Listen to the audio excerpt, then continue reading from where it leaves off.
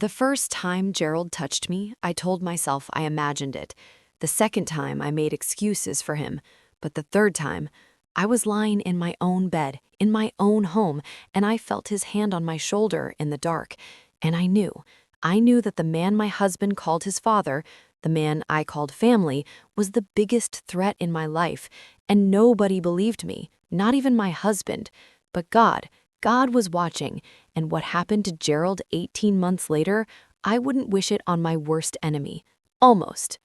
But before I tell you what happened that night and everything that followed, if this story touches you, if it makes you feel something, please hit that like button and subscribe to Tessa's Stories, and drop a comment telling us where you're watching from, because it genuinely matters to us. We have people watching from all over the world, and every single location makes us smile. Now, let me take you back to where this all began. My name is Ashley, and 5 years ago, I was the happiest woman alive. I married Ryan on a warm Saturday in June. It was everything I ever dreamed of. Outdoor ceremony, string lights, my mother crying in the front row. Ryan was kind, hardworking, and he looked at me like I was the only person in the room. I genuinely believed I had found my person. Ryan's family welcomed me with open arms. His mother, Patricia, was warm and funny. His younger sister, Dana, became one of my closest friends. And Gerald, Ryan's father, well, in the beginning, Gerald seemed like the perfect father-in-law. Firm handshakes, proud smile, always calling me the best thing Ryan ever did. We didn't live far from their parents, maybe a 20-minute drive. Ryan and his father were close, the kind of close where Gerald would stop by unannounced, and Ryan thought nothing of it. I thought nothing of it either in the beginning. Our home was small, but it was ours, a 3-bedroom house in a quiet neighborhood. We had a dog named Biscuit. I worked as a dental hygienist, Ryan was in logistics. Life was ordinary and beautiful, and I was grateful for every single day of it. I had no idea that the monster was already inside the house. It started so small that I almost missed it. It was about 8 months into our marriage. Ryan had gone out of town for a work conference, 3 days, 2 nights. Gerald offered to come check on me. I thought it was sweet, thoughtful even. I told him I was fine, but he insisted, said Ryan had asked him to. So I said, sure, come for dinner. We had pasta, we watched TV. It was completely normal. Gerald was funny that night, telling old stories about Ryan as a kid. I laughed. I felt comfortable. Around 10 o'clock, I said goodnight and went to bed. At some point in the night, I woke up. I don't know what time it was. The room was dark. Biscuit was at the foot of the bed, which was normal, but there was something else, a presence. And then I felt it, a hand on my shoulder just resting there. I froze. My heart was pounding so loud I could hear it in my ears. I stayed completely still, pretending to be asleep, and after what felt like forever, the hand lifted. I heard footsteps. The door clicked softly shut. I lay there in the dark until sunrise, shaking. In the morning, Gerald was at the kitchen table drinking coffee like nothing had happened, cheerful, normal, offering to make me eggs. I told myself I imagined it. I told myself I was half asleep and confused. I told myself Gerald was a good man, and good men don't do things like that. I told myself a lot of lies that year. The comments started, maybe 3 months later. Small ones at first. You look nice today, Ashley. Fine, normal. Then they shifted. That dress fits you well. A little uncomfortable, but okay. Then one afternoon, I was reaching for something on the top shelf in the kitchen, and Gerald walked in and said, "You're hot." Just like that, casual, like it was a compliment between friends. I turned around and looked at him, and he was smiling. Not embarrassed, not apologetic, smiling. I didn't know what to say. I laughed nervously and left the room. That night, I told Ryan, and this is the part that still hurts me to this day. Ryan laughed. He said, "That's just how Dad talks. He doesn't mean anything by it. He says stuff like that to Patricia all the time. Don't read into it." And then he kissed my forehead and went back to watching TV.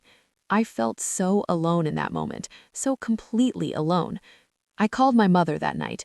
I told her something felt off with Gerald, but I couldn't fully explain it. My mother, she always knew when something was wrong with me before I even said it. She went quiet for a long moment, and then she said, "Ashley, baby, trust your gut. Your gut has never lied to you." I should have listened sooner. I need to pause right here for a second because what I just told you, Ryan dismissing me like that, laughing it off, that was one of the loneliest moments of my entire marriage. And I want to ask you something. If you were in my position right now, your husband not believing you, his father making you feel unsafe in your own home, what would you do? Would you stay silent? Would you leave? Would you confront Gerald directly?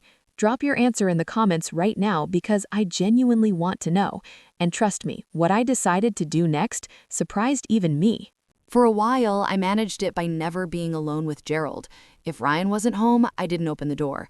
If Gerald came for dinner, I stayed busy in the kitchen or close to Ryan all night. I created invisible walls and I told myself that was enough. It wasn't enough. One Sunday afternoon, Ryan went to help his buddy move apartments. He said he'd be back by 4. Gerald called and said he was in the neighborhood and wanted to drop something off.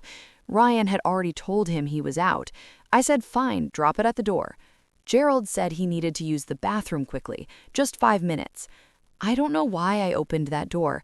Maybe I was tired of being afraid in my own home. Maybe I thought I was overreacting, but I opened it. Gerald came in. He used the bathroom. He came back to the living room where I was standing with my arms crossed, keys in my hand, body language screaming that he needed to leave. He didn't leave. He sat down on the couch and started talking about nothing.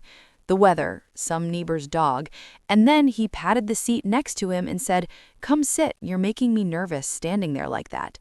I said I was actually heading out. He stood up and he walked toward me slowly and said, "You know Ryan doesn't appreciate you the way he should. A woman like you deserves more attention." I stepped back. He stepped forward. I said very clearly, "Gerald, you need to leave right now." Something shifted in his face, like a mask slipping, and for just a second I saw exactly who he was underneath all those Sunday dinners and firm handshakes.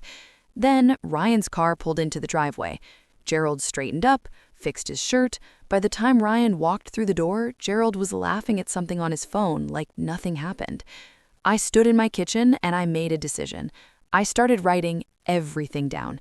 Every incident, every comment, every date and time and word I could remember, going all the way back to that first night he stood in my bedroom doorway. I wrote it all in a notebook that I kept hidden. I didn't know why I was doing it. I didn't have a plan. I just knew that one day someone was going to ask me if this really happened, and I was going to be ready.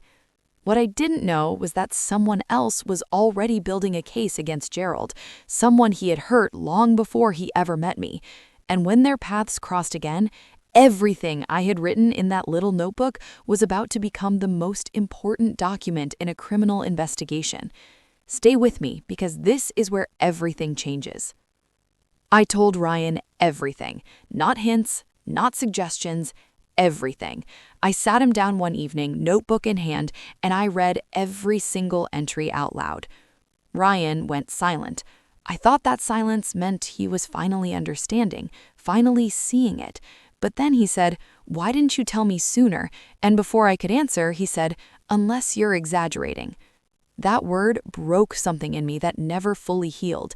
Exaggerating. I had dates, times, direct quotes, and his first instinct was that I was exaggerating. The weeks that followed were the worst of my life. Ryan confronted Gerald, who denied everything calmly and confidently, the way men like him always do. Patricia cried and said I was destroying the family. Dana stopped returning my calls, and Ryan slowly started treating me like I was a problem to be managed rather than a wife to be protected. 6 months later, I was sitting across from a divorce attorney. I moved back in with my mother. I cried every night for 30 days straight. My mother held me through all of it. She never once said, "I told you so." She just made tea and held my hand and said, "You got out. That's what matters. You got out." I tried to believe her. 14 months after my divorce was finalized, I got a phone call from a number I didn't recognize. It was a detective. She asked if I had ever been married to Ryan and if I knew a man named Gerald. I said yes. She asked if I would be willing to come in and speak with her. I sat down.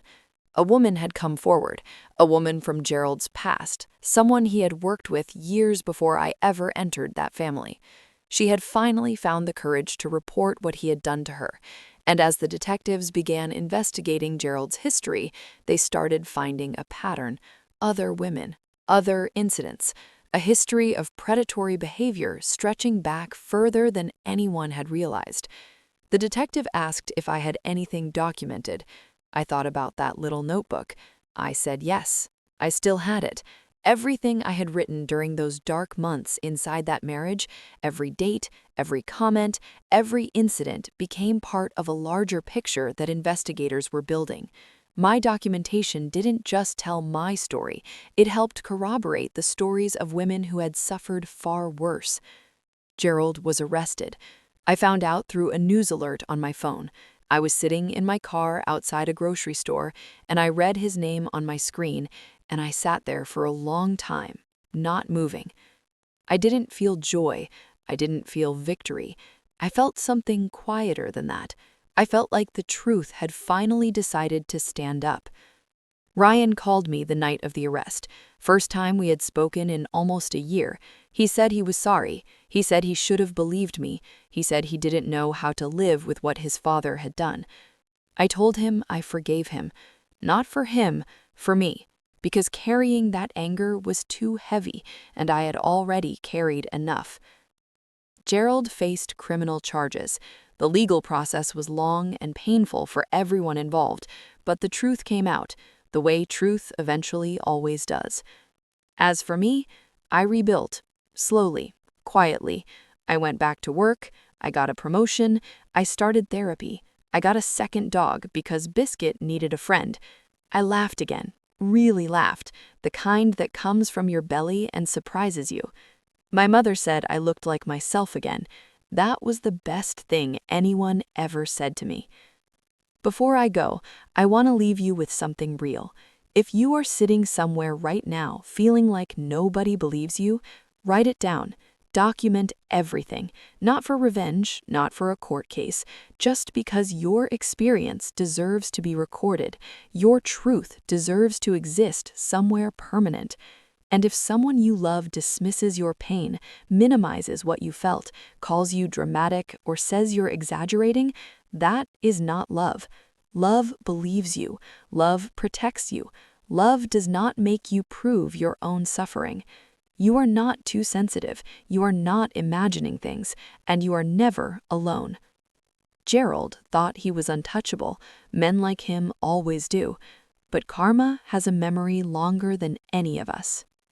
If Ashley's story moved you, if it made you feel something, please give this video a thumbs up and make sure you are subscribed to Tessa Stories because we have more powerful stories coming every week.